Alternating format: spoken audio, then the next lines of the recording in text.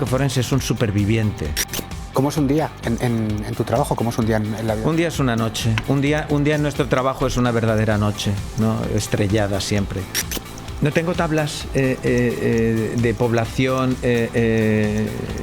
argelina, ¿vale? No tengo tablas de población marroquíes, no tengo tablas de población subsahariana. El tráfico de armas, o el tráfico de drogas, o el tráfico de personas, ¿no? Les da igual desde dónde acceder. Todo el mundo quiere salvarnos, ¿no? Hace 3 días nos mandan un kit con un corta uñas y un kit de supervivencia, ¿no? Nacional. Bienvenidos al episodio número 4 de Precluidos. Hoy contamos con el doctor Javier Alarcón, médico forense, que además también es profesor en la Universidad de las Islas Baleares, en la Facultad de Medicina. No voy a introducirle mucho más porque sé que no le gustan este tipo de presentaciones. Para mí es un referente en medicina legal y creo que nos va a contar muchas cosas súper interesantes. Javi, estimado, querido mío. Muchas gracias. Oye, enhorabuena por este gran formato, este trabajo que hacéis. La verdad he estado un poco estudiándome la prueba, ¿no? Estudiando el contenido anterior, las declaraciones, un poco las comparecencias previas y es un programa con profundidad y con cierto recorrido, ¿no? Los horteras dirían que se le presume transversalidad. Y probablemente tengan razón, los horteras también la tienen muchas veces. Sí, pero bueno, no hay ningún problema, lo aceptamos como es, ¿no? Hablando de transversalidad, yo creo que tu disciplina, además de que es fantástica y tiene muchísimo que ver con el ámbito judicial, es muchas veces la gran desconocida. ¿Qué es un médico forense? Eso es lo que yo a veces me pregunto, ¿no? Es decir, podría preguntarme en voz alta ¿qué es un médico forense? Bueno, al fin y al cabo es una cosa muy simple, ¿no? Es decir, en el ámbito de la Administración de Justicia, bueno, podríamos hablar desde que es la especialidad más antigua de España, 1892, si no recuerdo mal, empezaron a aparecer con una organización muy diferente al resto de Europa, porque somos funcionarios públicos, hay pocos referentes dentro del resto de la Administración de Justicia del resto de los países de Unión Europea e incluso de otros países fuera de la Unión Europea, pero al fin y al cabo, para que la gente pueda entenderlo de una forma rápida, la Administración de Justicia precisa en muchas ocasiones, a través de los múltiples procedimientos que tiene en cualquiera de sus vastas materias, ¿no? Civil, penal, administrativo, social.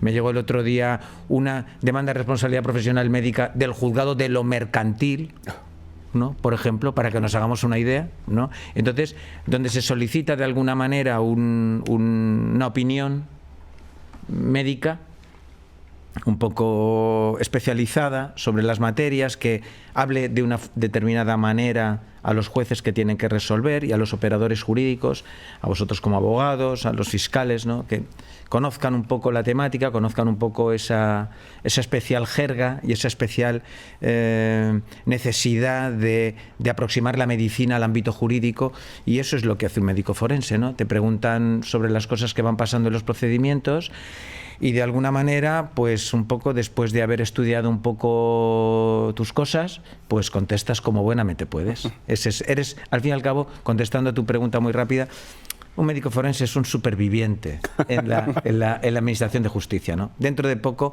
existe la isla de... existe Supervivientes y la Isla de las Tentaciones. Dentro de poco se harán programas de ese tipo, solo poblados de médicos forenses, gente que intenta sobrevivir. ¿Y qué te llevó pasar de estudiar medicina a prepararte la oposición a médico forense? Cuéntanos ese paso y un poco... Ese paso es un paso, no sé si le he contado alguna vez, es un paso... Tiene una parte inductiva, tiene una parte de inducción personal sobre un tema del que no quiero hablar aquí, pero fundamentalmente yo quería estudiar psiquiatría. Y entonces yo tenía mucha relación con el departamento de psiquiatría de mi facultad, y entonces mi catedro, que era Antonio Seba, era un tipo maravilloso, gran profesional. Cuando me planteé este tema y yo quería hacer psiquiatría y le di una vuelta a todo esto, pues me observó que dentro de la propia medicina legal y forense había una subespecialidad que era la psiquiatría forense, Y entonces, por eso tiré por ahí, ¿no? Porque imaginaros, ahora está todo esto como un poco de moda y tal, pero cuando yo empecé, de hecho, os voy a contar una cosa, que eso creo que sí que lo he contado, pero hace mucho tiempo en algún lado. Me preocupaba cómo contarle a mis hijos a qué me dedicaba, ¿no? Es decir, era una cosa un poco tan al margen, ¿no? Tan delirante, ¿no? Tan delirante respecto a la etimología latina, ¿no? Un poco fuera del linde, ¿no? Que me planteaba como, claro, ahora mismo no tendría que explicarles nada, lo ven en las series, lo ven en todos lados, en las películas, la gente está interesada por este tipo de tema, pero antes era realmente un poco extraño, era un poco raro. Y entonces, abundando por ahí, me planteé hacer la oposición y, bueno, el cielo quiso que aprobara. ¿Cómo es la oposición? La oposición es una oposición chula, es una oposición potente, es algo que ahora han hecho una modificación para el acceso. Hay que hacer primero la especialidad de medicina legal, que se hace a través del MIR, y a continuación ese es un elemento para poder hacer la oposición, ¿no? Es un elemento. Entonces piensa que los siguientes forenses pues que entren ya en este cupo, porque salió publicado hace un año, necesitarán terminar la especialidad de medicina legal, que son 4 años, y nosotros de hecho somos una unidad docente ahora en nuestro Instituto de Medicina Legal para que los MIRES que elijan y quieran venir a nuestro instituto puedan formarse ahí. Hay una parte de formación hospitalaria y una parte de formación en nuestro Instituto de Medicina Legal, pero fundamentalmente, tal y como nosotros la hicimos y se ha hecho clásicamente, es una oposición al uso como fiscales, jueces, un poco del mismo contenido de temas en número, una oposición con una parte también potente, escrita, larga, y una parte oral.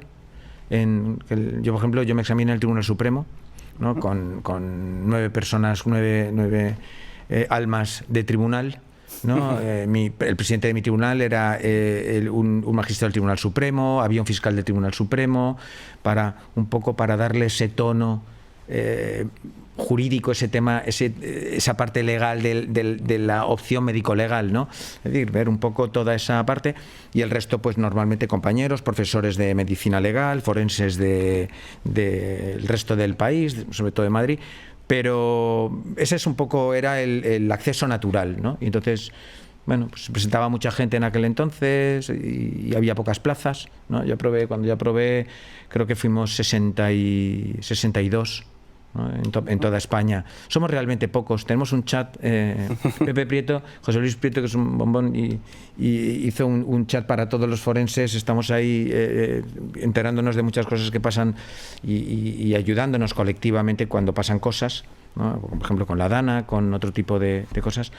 Mantenemos un contacto directo que es más muy útil, ¿no?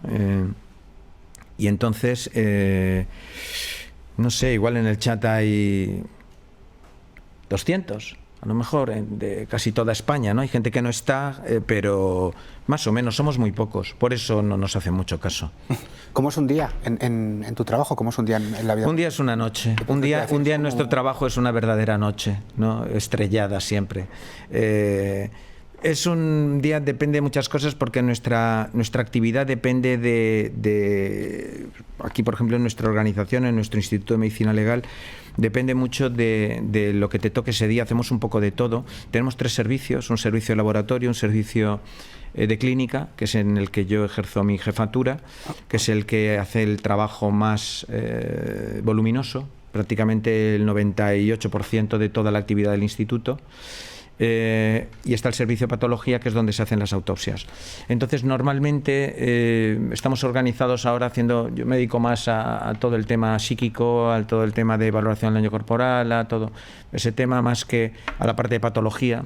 Todos hacemos de vez en cuando, pero y entonces, en función de dónde estás adscrito ese día, tenemos un cuadrante de organización. Pues haces unas cosas o haces otras, ¿no? Pues estar de guardia puedes estar de guardia en Palma, o de guardia en la Parforana, Inca Manacor, o pasas consulta, de lesionados, de imputabilidades, de todas las cosas que puede haber en una consulta ordinaria, o de toma de muestras, de no sé, todo lo que te puedes imaginar, o periciales que puedan venir de cualquier ámbito, social, civil, incapacitaciones, la antigua incapacitación, ¿no?, con la modificación de la ley del año 21, no sé, todo lo que os podáis imaginar. Entonces, dependiendo un poco de dónde está cada uno, hace una actividad o hace otras, ¿no? O sea, por ejemplo, estás de guardia de juicios rápidos, pues ves agresiones sexuales crónicas, lo tenemos organizado de esta manera, ves algunas cosas que puedan derivarse de los juicios rápidos, algunas peticiones que puedan haberse en el enjuiciamiento, en la ley de enjuiciamientos rápidos, y hacemos también ahora, que es una novedosa incorporación, un poco rayana en la tragedia, pues hacer las valoraciones de los menores no acompañados, cuando nos solicita el Ministerio Público la edad, la estimación de la edad, ¿no? Entonces, dependiendo de todo eso, entonces es muy amplia, es muy variada, claro, ¿no?, que es un poco lo bonito e indiscutiblemente lo difícil de la especialidad, claro. Nosotros aquí es un tema recurrente que tratamos siempre, hay 4 o 5 temas que solemos tratar, y el tema de la inmigración es un tema que solemos hablar. Y claro, llega el inmigrante y te dice que no, que es menor de edad. ¿Cómo se determina si esa persona realmente es? Bueno, pienso una cosa sobre este tema. Cuando profundizas técnicamente en él, realmente no ha habido ha habido gente que se ha dedicado aquí en España, tengo a mi amigo Salvavena que ha hecho mucha antropología forense, se han encargado mucho de hacerlo, una subespecialidad de nuestro cuerpo, que es el estudio de restos óseos, ¿no? Yo he hecho mucha antropología forense en un momento determinado también, pero lo que se hace es hacer estimaciones conforme a estudios que han hecho personas que se han querido dedicar a eso con series de poblaciones en determinados lugares. Hay algunos estudios americanos, hay algunos estudios europeos, pero escasos, es decir, no hay un interés. A mí lo que me sorprende del fenómeno es que, siendo un fenómeno tan global, tan importante y que mueve además tanto dinero, en un sentido, me explico, en el sentido de lo que genera en un momento determinado, es decir, no ya solo la manutención del menor, sino todo el movimiento que integra eso, ya desde, si lo computáramos globalmente, desde el propio beneficio de las mafias, claro, hasta lo que representa tener a toda esta población trasladada. Tiene que tener necesariamente un coste, ¿no? Entonces,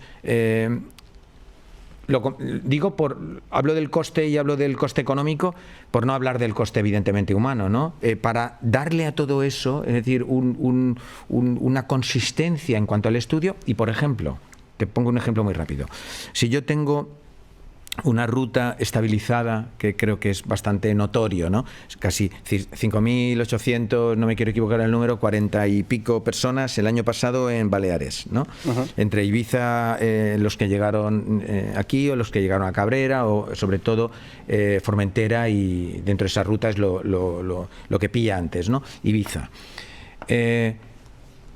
No tengo tablas de población argelina, ¿vale? No tengo tablas de población marroquíes, no tengo tablas de población subsahariana. Yo entiendo que los problemas que tienen estos países probablemente no es o no ha habido nadie ahí que se haya encarado con la voluntad de hacer un estudio determinado en su población. ¿Por qué? Porque hay unas diferencias raciales en cuanto al elemento evolutivo del esqueleto óseo, porque claro, tú imagínate, hay elementos raciales, hay elementos relacionados con la propia nutrición. Claro, pensad que lo que nosotros hacemos fundamentalmente hacemos 3 cosas, ¿no? Un estudio un radiográfico del carpo, para ver la osificación del carpo, para que os hagáis un poco una idea. Tú haces una radiografía de un niño, ¿no? Dicen, los niños son de goma, ¿no? Los niños, lo que pasa es que tienen no tienen un sistema de osificación realmente formado, tienen los centros de osificación y parece que está la mano vacía, ¿no? Hay como unos pequeños elementos ahí, ¿no? Entonces todo eso se va acoplando a través de las metáfisis, y los huesos van creciendo a través de la diáfisis, del centro del hueso hasta las metáfisis, la zona distal de los huesos, y entonces eso sigue un patrón de crecimiento, pero que está condicionado por muchas cosas, ¿no? Y entonces hacemos la radiografía del carpo, hacemos un estudio fundamentalmente de la irrupción, porque está estudiado que en la mayor parte de las poblaciones existe una irrupción o una localización concreta, ¿no? Aunque no esté completamente formado, de los cordales, ¿no? Lo que llama la gente las muelas del juicio. Las muelas del juicio, efectivamente, y entonces hacemos una ortopantomografía, que hemos tenido ahí como críticas desde algunos frentes políticos, ¿no? Comparándolos con que hacíamos cosas relacionadas como con los caballos y con tal, no sé, cosas que hay resoluciones del defensor del pueblo, y pero es un tema técnico, ¿no? Es decir, hay que garantizar este tema y por tanto hacer una radiografía con el consentimiento evidentemente del menor. Claro. No hacemos nada sin el consentimiento del menor. Y luego, en el peor de los casos, es decir, cuando no tenemos posibilidad porque hay agenesias, hay gente que, por ejemplo, que no tiene, claro, ¿no? O hay otro tipo de alteraciones, lo que hacemos es un TAC de external, del manubrio external, para ver un poco la articulación, ver la articulación acromioclavicular, para determinar el grado de osificación y poder hacer una estimación. ¿Y cómo de fiables son esas pruebas? Bueno, esas pruebas arrojan unos parámetros bastante fiables. Piensa además que partes de la parte inicial del dato del menor, ¿no? El menor dice, pues yo tengo 16, ¿no? Yo tengo 17. Entonces piensa que son fiables, pero evidentemente respecto a las tablas y a los cálculos que están establecidos ya. Claro, es que por lo que dices, faltan comparativas, faltan tablas en los países. Indiscutiblemente. Y a lo mejor la estimación por ahí ojalá tuviera una tabla para comparar ese tipo de cosas en población, en mi población, sí, es verdad, ahora empieza también en esta ruta, claro, cuando se estabiliza una ruta, viene pasa con el resto de las cosas que el resto de las cosas ilegales, ¿no? Por llamarlo de una forma rápida. Es decir, el tráfico de armas, o el tráfico de drogas, o el tráfico de personas, ¿no? Les da igual desde dónde acceder. A la mafia interesada, ¿no? Lo que buscan es, tú sabes que es más fácil pasar la droga por aquí, pues intentas pasarla por allí, hasta que de alguna manera, pues si en Lampedusa eso tuvo la afluencia que tuvo y la Armada italiana se puso en sus costas, pues entendieron que eso pues ya no podía ser, no podía seguir esa ruta, y entonces de alguna manera es algo sencillo, no hacemos nosotros nada como Baleares cuando hablamos o pedimos algún tipo de responsabilidad o que alguien se ocupe de este tema,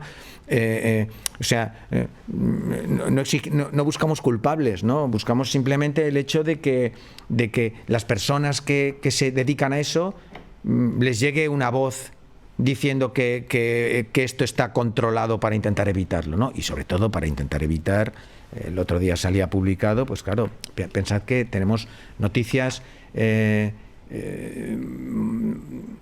trágicas respecto a esto, gente que cuando sale con todos los dispositivos que tenemos, todo el mundo tiene conocimiento real, se han hecho un vídeo saliendo en la patera, que han mandado a no sé quién, ¿vale? Entonces, claro, y luego vienen los familiares o el amigo y dice que es que no han tenido conocimiento de estos señores desde hace 10 días, ¿no? Entonces, pues tienes un poco el inicio y tienes la triste tragedia, ¿no? Entonces, claro, hay asociaciones que hacen estimaciones de esta ruta brutales, hablan de cantidades de muertos brutales de las que nosotros no tenemos conocimiento, porque no hemos recibido, gracias a Dios, esos restos. Digo gracias a Dios por ellos, porque a lo mejor permanece todavía la esperanza de que puedan seguir vivos, ¿no?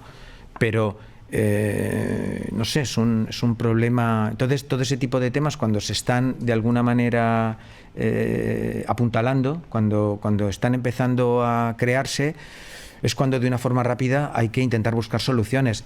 Y entonces nosotros pues nos vemos como funcionarios públicos también sometidos a esa cuadrícula, ¿no? Es decir, algo que no hacíamos hace 3 años, pues empezamos a hacerlo con pleno conocimiento, ojalá me pueda equivocar, de que esto se va a disparar. Claro. Tu trabajo, hablas de ahora mismo trabajar en este caso con vivos, pero también tu trabajo tiene mucha parte de trabajar con fallecidos.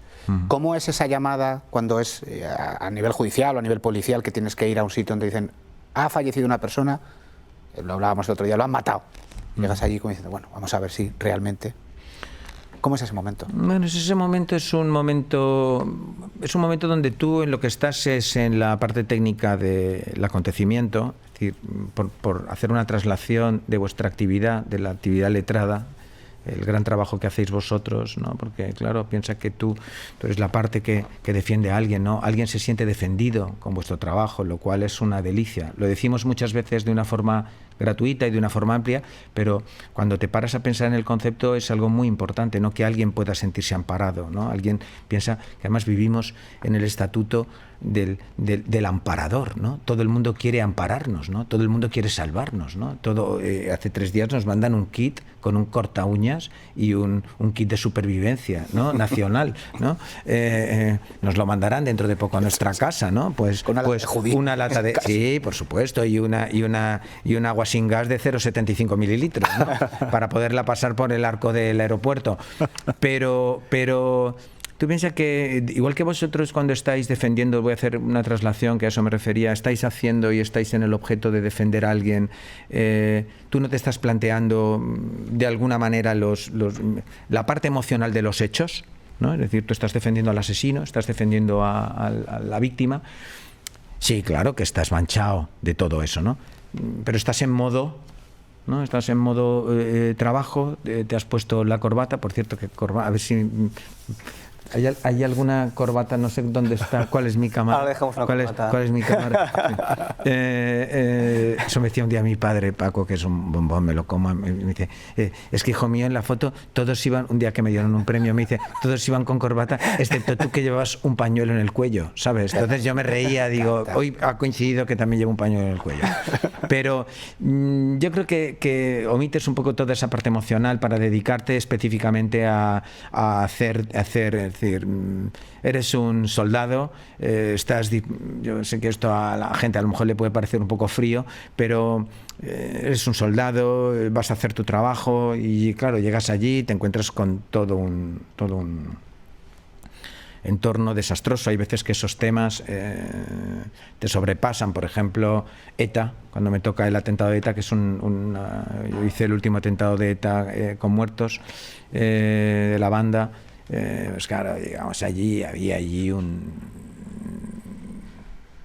desastre total. Desastre no ya desde el punto de vista de los asesinatos, que evidentemente es obvio, pero por ejemplo habían ido los guardias civiles espontáneamente, se habían ido de todos los lugares donde estaban, de esta isla, y se estaban agolpando en el lugar, ¿no? Como esa reacción de duelo, como esa reacción de cercanía, de acompañamiento, ¿no? Entonces, claro, estás ahí. Me acuerdo, llegó el ministro, que era magnífico, ministro, por cierto, Pérez Rubalcaba, con la ministra Chacón, que era ministra de Defensa. Llegaron los dos con el juez de la Audiencia Nacional, encantador, y la fiscal de la Audiencia Nacional, personas magníficas que nos ayudaron en todo lo que necesitamos en ese momento. Se pusieron a nuestra disposición, estuvieron magníficos. Lo hicimos con Carmen Abrines, que estaba de juez de guardia, que es una jueza de cuento que tenemos, una jueza maravillosa que tenemos aquí, que no sabemos muy bien muchas veces las cosas que tenemos, pero ponderada, equilibrada, con sabiduría, maravillosa. Y entonces hicimos eso, ¿no? Entonces son situaciones que claro, piensa que tampoco tú vas a hacer tu trabajo desde un punto de vista técnico, pero claro, te encuentras, imagínate, la forma de frecuente más suicidio en España, ¿no? Una horcadura. Y llegas allí y te encuentras a la familia, te encuentras a los hijos, te encuentras el suceso, te encuentras lo que ha ocurrido, te encuentras cómo ha ocurrido, te cuenta, hablas con... Entonces son momentos, ¿no? Igual están ya los psicólogos allí asistiendo a la gente, uno que está chillando, el otro que está...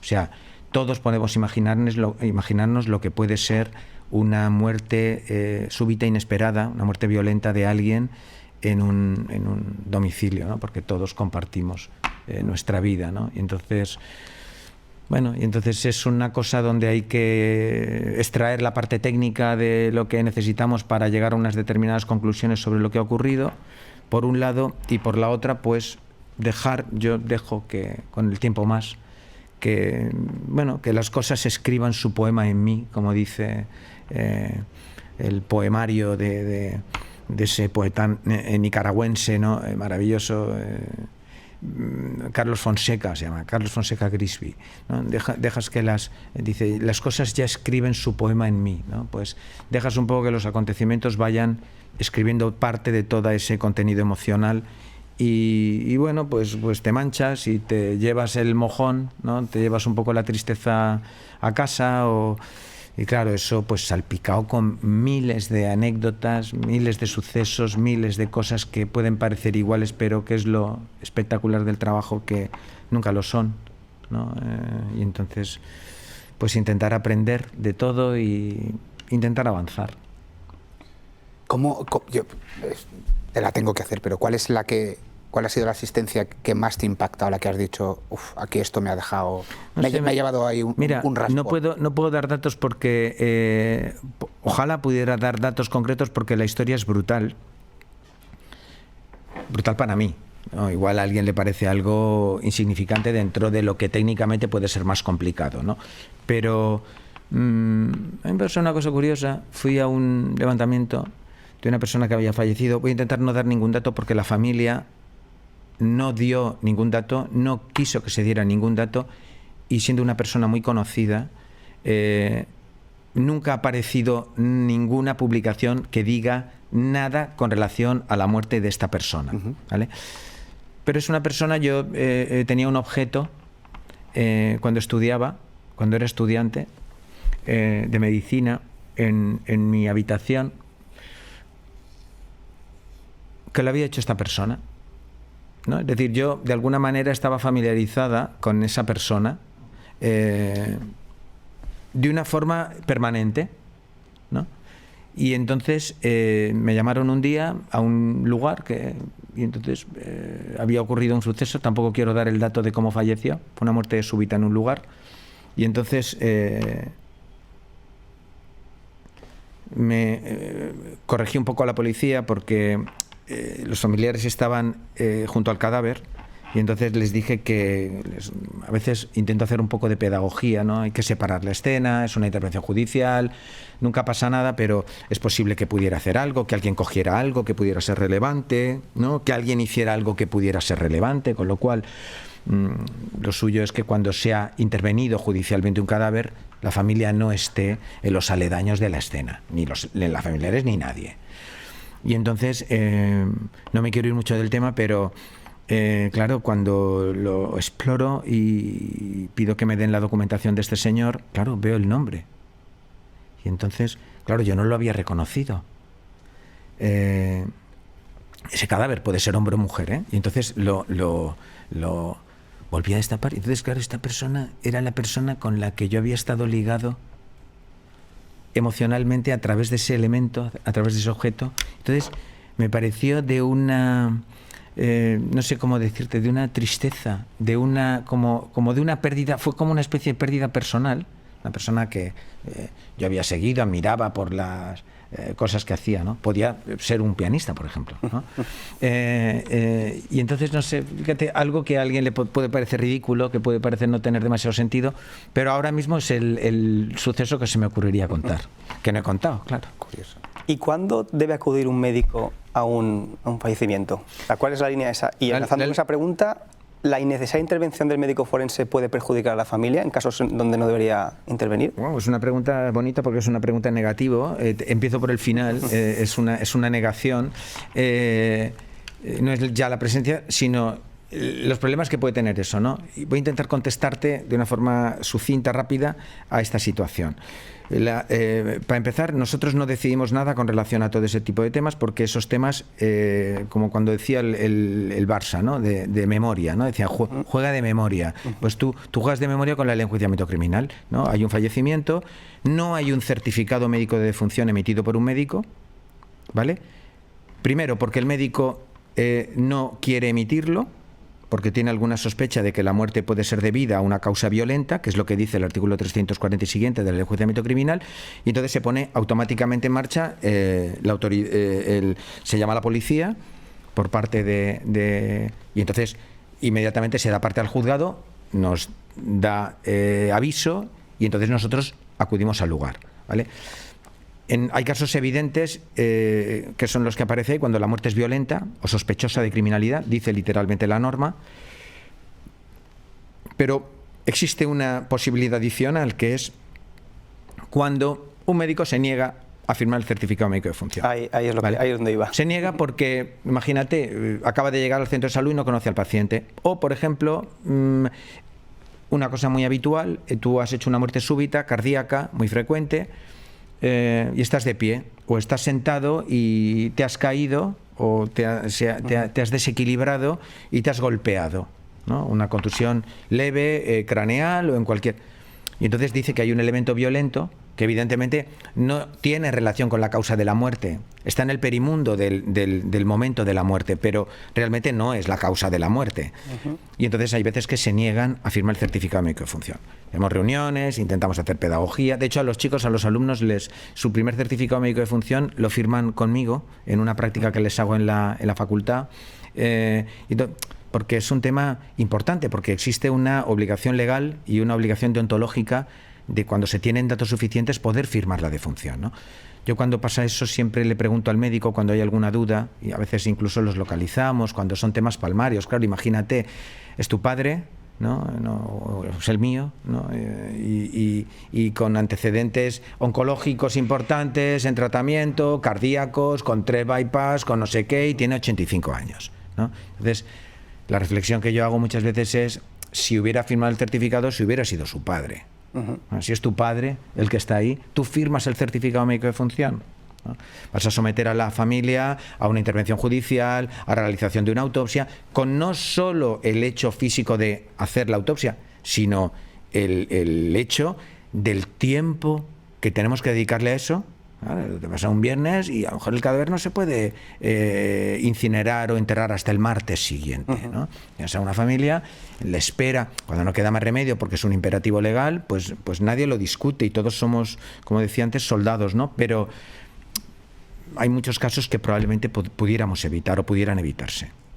Has hablado de tiempos, que me llama mucho la atención, y yo siempre tengo esa duda. Vosotros, como soldados que sois, ¿habéis recibido algún tipo de presión en algunos casos para, oye, mira, agilízame esta autopsia, necesito que me digas ya qué pasa con esto? Todos los días, claro que sí, todos los días, pero forma parte de cuando hablamos de esa presión, es que eso forma parte del día a día en el ejercicio de nuestra actividad, ¿no? Ya que ponía el ejemplo vuestro anteriormente, a vosotros os aprietan vuestros clientes, ¿no? Te llama el cliente y te dice, oye, ¿qué hay de lo mío, ¿no? ¿Qué pasa? Enorme, ¿no? ¿Qué pasa? ¿Qué hay de lo mío? ¿Qué pasa con mi asunto? Que lo tienes pues aquí el juez, pues claro. Tú piensas además una cosa, yo a veces cuando hablan de los funcionarios públicos y de la administración pública y de cómo trabajamos los funcionarios públicos, claro, tú piensas una cosa, que nosotros todo lo que hacemos y todo lo que se hace trabajando en un juzgado, joder, va refrendado inmediatamente por alguien. Es decir, tu jefe, ¿no? El letrado de la Administración de Justicia, que está dando fe no es mi jefe, hablo del comportamiento del funcionario de la oficina judicial. Claro, alguien a lo mejor no tiene un jefe directo que está visando en cada momento todos los actos administrativos o todas las actividades que va haciendo, perdón, me he ido al acto administrativo, que sería el de la administración propiamente dicho, ¿no? Pero toda la actividad del funcionario que está trabajando, se me ocurre, no sé, en la zona en el ayuntamiento de Alcudia, la concejalía de turismo, ¿no? Pues ese funcionario a lo mejor está haciendo su trabajo, hace tal, pero a lo mejor no tiene un jefe que le supervisa todo permanentemente. En cambio, en la Administración de Justicia eso sí ocurre, ¿no? Con lo cual hay un conocimiento, pese al retraso que hay muchas veces dentro de la propia Administración, a los recursos. Claro, recordatorio, por favor, agradecería, claro, incluso a veces personalmente, Javier, tengo este asunto, hay un tema, claro, tengo un compañero de baja, hay alguien que hay que darle trámite a un asunto que está un poco atascado y hay que sacarlo, ¿no? Entonces, todos los días tenemos reuniones sobre eso, tenemos, por ejemplo, el juego de lo social, que nos piden todo, ¿no? Todo tipo de incapacidades permanentes, ¿no? Juicios de impugnaciones de alta, de valoración de discapacidades. Claro, ellos señalan a 2 años. Claro. ¿Sabes? Pero quieren mi informe a un mes. Vale o no, es decir, que me parece bien, ¿eh? O sea, no tengo nada que decir, lo que pasa es que a veces eso se puede ofrecer y a veces no. Y referente, volviendo un poco a la escena del crimen, ¿qué ha cambiado, tú que llevas tantos años en el mundo de la medicina legal, desde tus primeras escenas del crimen a las actuales? ¿Qué ha cambiado? Ha cambiado mucho, muy, muy divertido. Ha cambiado, yo me río mucho porque, claro, ha cambiado formal y materialmente, que diríais vosotros, ¿no? Formalmente y en cuanto al propio desarrollo de la prueba a la que antes jocosamente me refería, ¿no? Tú piensas una cosa, ahora es muy curioso, tú llegas a un sitio, llegas a un levantamiento y, por ejemplo, como diligencia judicial, y tú tienes la sensación de que la gente está esperando que tú hagas algo, pero algo espectacular. A mí hay veces que me gusta darles carnaza. No sea, si te pones, digo carnaza en el sentido de decir, hay veces que tampoco necesitas hacer muchas cosas, miras los fenómenos cadavéricos, miras la lesión, miras no sé qué tal, pero hay veces que puedes hacer otras muchas cosas, ¿no? Y entonces, es muy curioso. Dice Francisco Umbral, tiene un adagio precioso, es uno de mis escritores preferidos. Francisco Umbral decía que cuando limitaban una fiesta, siempre pensaban que tenía una parte malota, una parte golfa, una parte dandy, que es el inventor del dandismo.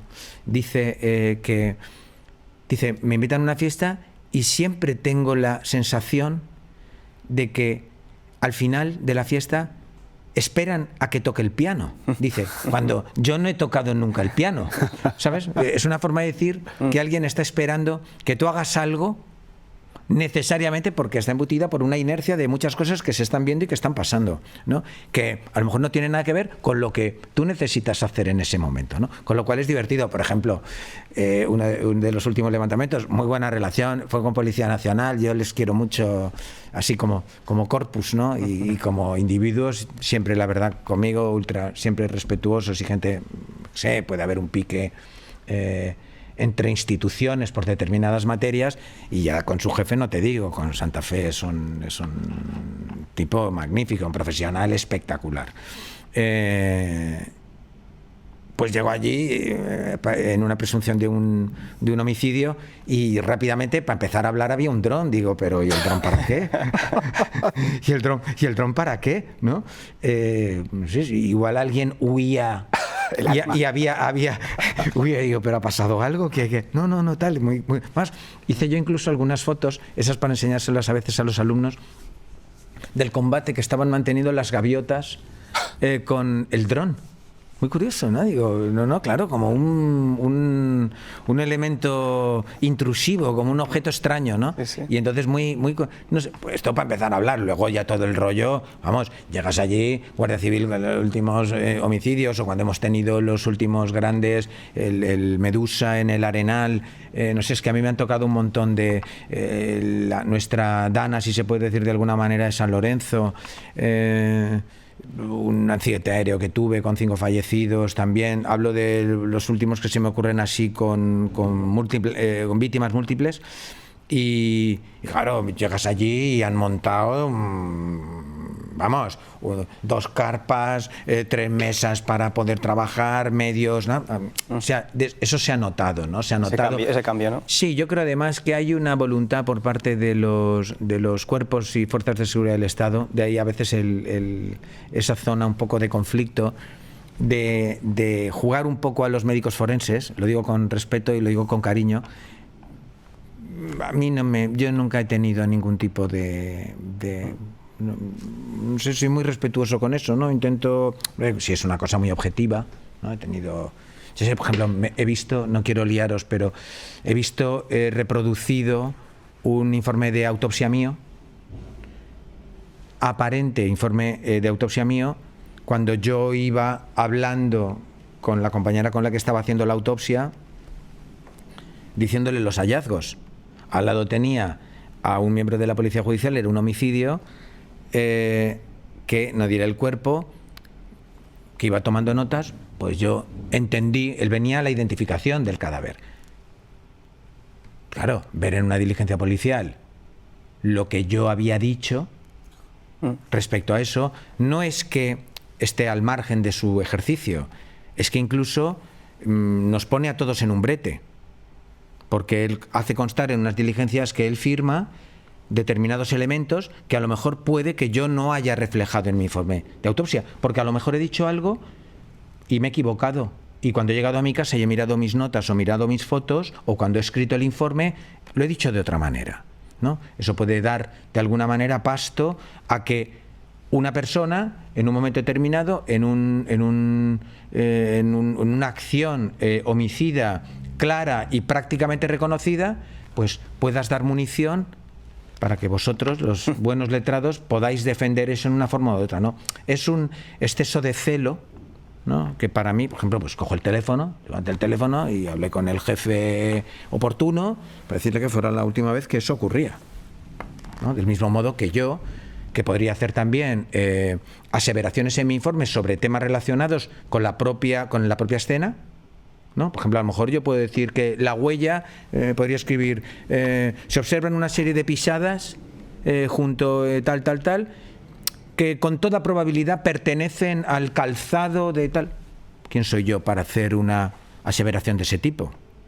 Es algo que no me corresponde a mí, que le corresponde a la policía judicial hacerlo, y por tanto encardinada dentro del ejercicio de sus funciones y en la elaboración completa de su informe técnico, y por tanto yo no puedo hacer ninguna valoración sobre eso. Es más, luego además cuando les preguntan en los jurados, cuando ha ocurrido alguna otra vez, oiga, con relación a lo que usted dice en su informe técnico de tal, dice, no, esto es del médico forense. Es del médico forense, pero tú has hecho constar en tus diligencias algo que no debería estar. Por eso además te lo han preguntado, porque tú lo has escrito en tu informe, ¿no? Con lo cual también complica un poco, sorprende que lo hagan porque te complica un poco. Es como si yo hablo de la identificación de las huellas del lugar en mi informe pericial. Me van a preguntar.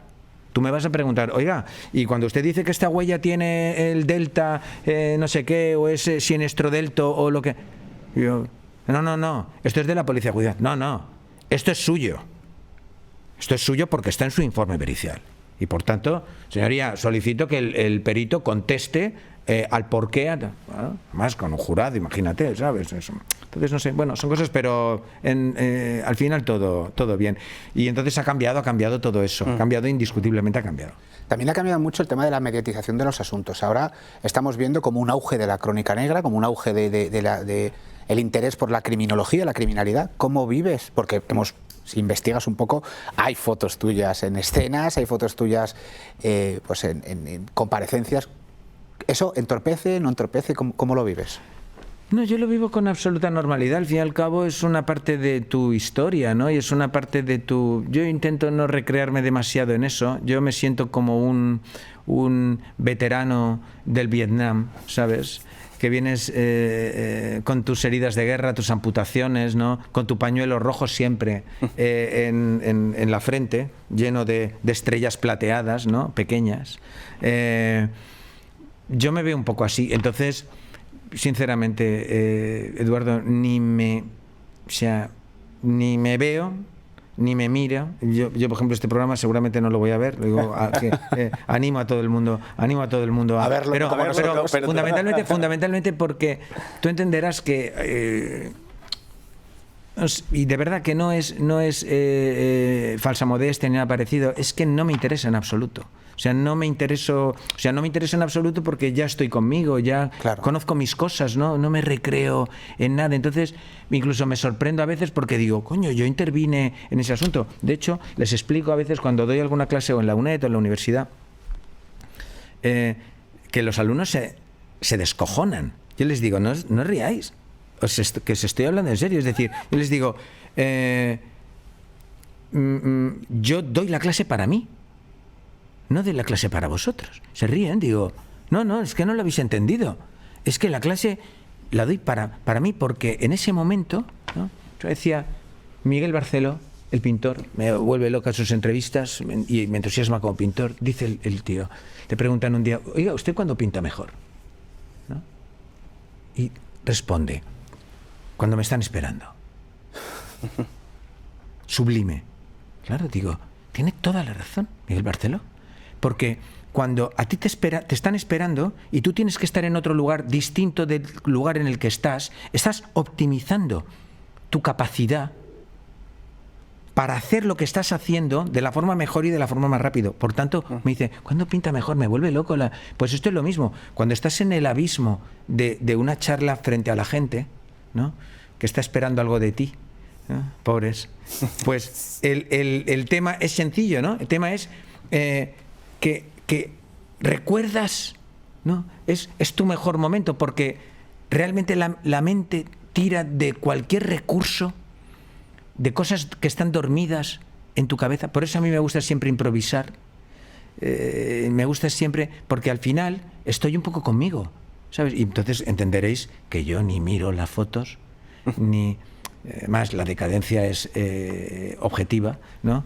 Yo iba más iba por cómo te afecta en el caso en sí. O sea, esto que luego se filtra y que ves que dices, pues esto ni es lo que yo he visto. En absoluto tampoco. Yo soy, como dice muy bien el budismo, intento ser testigo de mí mismo, que es el objetivo, ¿no? No ser protagonista, ser testigo, ¿no? Estar viendo un poco lo que te está ocurriendo.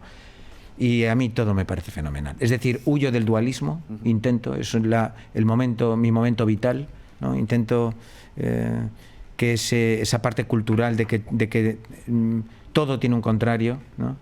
Yo creo que no, que todo es lo mismo, que todo solo tiene un argumento. Lo que pasa es que cultural e intelectualmente nos cuesta mucho pensar en lo que estoy diciendo.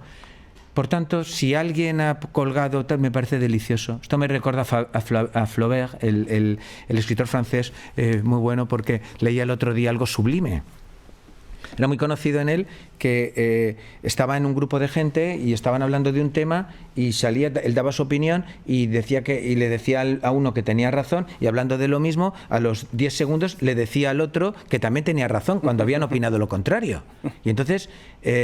cuando le preguntan, señor Flaubert, usted resulta que dice, no, sí, no, o sea, no es que yo no miento, es que parece casi Pedro Sánchez, parece el presidente del gobierno. Dice, no es que a Flaubert le doy todos los pronunciamientos intelectuales, ¿no? Para poder discutirlo. Dice, no, es que creo poderosamente en las razones de uno y en las razones de otro. Es que estoy de acuerdo con los dos, aunque alguien pueda decir que están uno en contra de otro, ¿no? Por tanto, alguien escribe tal, me entusiasma, ¿no? Alguien dice la verdad o la pretendida verdad, que es la que coincide con los hechos, me parece fenomenal, no tengo nada que decir. Me parece maravilloso. Es fantástico. No, intento conciliar. Si lo piensas detenidamente, además, son temas que cuando tú respondes a ellos en ese dualismo es porque no eres testigo, porque eres protagonista de ti mismo y porque porque ha aparecido tu gran ego que está diciendo fulano de tal no tiene ni puta idea de lo que está diciendo, o está utilizando esto para no sé qué, o está... No. Hombre, a veces me ha ocurrido que a lo mejor algunos comentarios, me pasó con un crimen que tuvimos en Alemania con Mari Carmen del Salto. Joder, es que el letrado me calentaba la prensa y me daba trabajo, pero era porque me daba trabajo, ¿no? El forense tendrá que demostrar que el cadáver no fue movido, ¿no? No, joder, digo, coño, tío, que es que no hay ninguna duda. ¿Sabes? Yo decía que había desaparecido 6 meses, decía que la habían tenido en un sitio, le habían trasladado a otro. Entonces, me da trabajo y entonces me hace perder el tiempo que puedo destinar a hacer pulseras o estar con vosotros aquí. Es que hay cosas más importantes, ¿sabes? Hablando de cosas importantes, y yo con esto es una cosa que ya te dije que quería abordar porque me chifla. Eres una persona tremendamente espiritual, los que te conocemos, esto se percibe, y siempre te acompaña un libro. Quiero que me cuentes cómo se conjuga y si es a lo mejor un refugio para tu profesión, que es una profesión dura, cruda, extremadamente oscura. No es un refugio, no tiene nada que ver, porque si yo dijera esto ahora mismo sería la antítesis de lo que he dicho anteriormente con relación al dualismo, ¿no? Es decir, yo sí necesito un refugio cuando estoy viviendo una agresión, cuando estoy viviendo una noxa. Yo no estoy viviendo nada de eso, yo estoy viviendo mi vida, ¿no? Y entonces en mi vida hay cosas que dedico a mi parte personal, a mi parte profesional, con la que me gano un poco la vida, intento pagar mis facturas, no siempre puedo. Pero y entonces creo que, no sé, ya el otro día lo pensaba, que hacía tiempo que no lo pensaba, pero desde mi más tierna infancia en el cole, yo siempre iba con algo, con un libro. Entonces es un compañero, lo utilizo para, decía muy bien Ortega y Gasset, que eran dos, según algún político. Ortega y Gasset. Eso da el nivel intelectual. Ortega, el filósofo maravilloso, decía que él era un trampero del tiempo. Se cuenta, de hecho, la tesis doctoral de Ortega, me lo comentaba un día un catedrático de teoría del derecho, Gregorio Robles, tenía 50 folios, ¿no? Muy curioso. Pero decía que gran parte de su obra, vasta obra, la había escrito en tiempos muertos, valga la redundancia, ¿no? En tiempos interruptus, cuando estaba esperando para que le llamaran para comer, para no sé qué. Era un tío que aprovechaba todos esos... Y no sé, yo aprovecho todos esos ratos, pero son ratos con los que me regalo yo cosas, ¿no? Tengo cosas que me entusiasman y las llevo ahí. Y llevo pues alguna cosa para tal, pero no es un refugio, es una forma de encontrar ratos de felicidad, de la felicidad que me produce leer cuando de repente hago match, ¿no? Cuando se produce no sé, esto sí que no lo he contado nunca, es un poco psicopático, ¿eh? Estoy seguro que quiere que lo cuente. Se lo contaba un día a mi hijo, porque mi hijo un día me decía, papá, es que no lo entiendo, el tema de la lectura y tal, ¿no? Y yo le decía, sí, porque tiene como una especie de pronunciamiento favorable, ¿no? Parece que el que lee más debe tener unos parabienes que otros no. Y yo opino completamente lo contrario, ¿no? Yo creo que cada uno debe hacer, realmente yo lo hago porque por lo que os voy a contar, porque me chifla, porque me vuelve loco, porque hay momentos concretos en la lectura de algunas cosas, ni que deciros, cuando me pasa con un autor, me ha ocurrido con un autor, establezco con él un vínculo donde leo todo lo que ha escrito ese autor. Pero claro, si encuentro una veta de petróleo, por lo que ahora os cuento en un segundo, con alguien, en un momento determinado, tengo un momento de comunión conmigo por cualquier cosa y cualquier tipo de temática, tengo mayor posibilidad de encontrar ese petróleo en otras cosas que este fulano haya escrito, ¿no? Me parece por lo menos un poco científico. Me pasa, por ejemplo, con... ahora me acordaré del nombre, escritor gallego de diarios, maravilloso, Albite, José Luis Albite. Claro, yo he escuchado a José Luis Albite, le escuchaba a José Luis Albite en una crónica absurda que hacía con Carlos Herrera en la radio, con una voz tal que era completamente anacrónica, sublimemente declamada y escrita, que cuando publica su primera novela y leo su primera novela digo, no me lo puedo creer lo que me está pasando. O sea, es un momento, cuando encuentro algo, es como si en mí, que eso es donde iba y le contaba a mi hijo, es como si en mí se abrieran una serie de compuertas. Es decir, cuando estoy leyendo algo que me cuesta entender y que de una forma o de otra entiendo, es como si mi mente se expandiera. Yo sé que es un poco psicopático, yo lo entiendo, no, pero eso es algo, para mí es una sensación de absoluta felicidad. Y entonces, cuando yo, claro, Albite escribe su primer Memorias del Savoy, Historias del Savoy, claro, y estoy ávido, y cuando se muere Albite, que solo escribió 4 libros en su vida, me quedo como huérfano de Albite, tengo que buscar otro. Albite, te hablo de un contemporáneo de aquí que escribía en el Faro de Vigo, ¿vale? No sé, entonces, para mí, cuando eso ocurre, entonces siempre intento que ocurra. No siempre ocurre, pero intento que ocurra. Es como, por ejemplo, claro, la gente un día me decía, yo estudié mucho piano y yo nunca me había parado a pensar en esto, pero es sublime y os lo recomiendo. Todavía estáis a tiempo si no lo hacéis. El método del piano es un método simple. Se aprende el piano de una forma muy simple. Tú aprendes a leer notas y entonces en el pentagrama de arriba está la mano derecha, hay 2 pentagramas en una obra, ¿no? Series de 2 pentagramas, y entonces tú tienes el pentagrama de arriba, que es la mano derecha, el pentagrama de abajo, que es la mano izquierda, y entonces los juntas. Cuando empieza el método, cuando empieza el aprendizaje, normalmente la mano izquierda hace frases tónicas que coinciden con las pulsaciones de la mano derecha, ¿vale? Y entonces todo va bien, ¿vale? Es el inicio del método. Pero un día de repente nada coincide. Y entonces la mano izquierda tiene su autonomía y la mano derecha tiene su autonomía. ¿Qué ocurre? Que cuando a mí alguien me ha dicho, ¿tú recomendarías? Digo, claro, piano. Lo que vas a provocar en el sujeto, además de que aprende a tocar el piano, que es sublime, si lo hace bien ya es increíble, ¿no?